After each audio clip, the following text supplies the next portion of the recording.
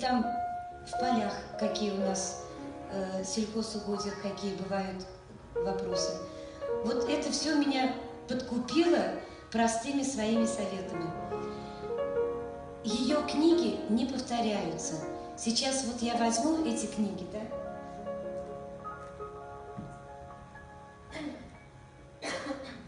Вот книга, которая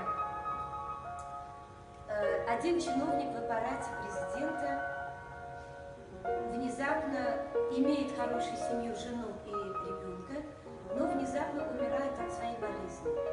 Жена остается с ребенком, больным ребенком на руках.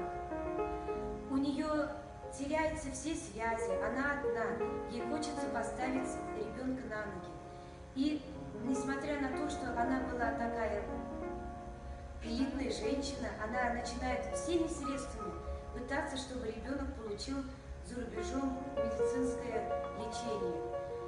Даже работает таксистом. Вот для таких она вначале работает таксистом, чтобы получить деньги и начать лечение в Германии.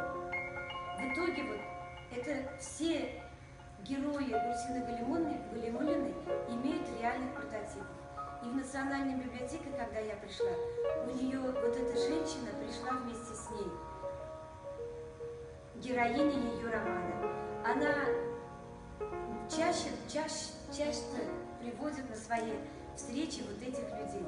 И вот эта женщина существует. Этот ребенок вырос и стал таким сильным экономистом.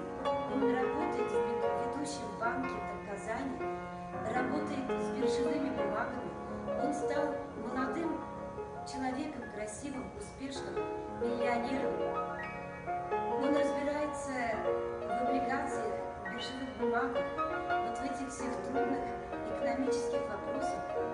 И вот как мама сделала из него, из больного, беспомощного ребенка, сильного юношу, вот об этом книга.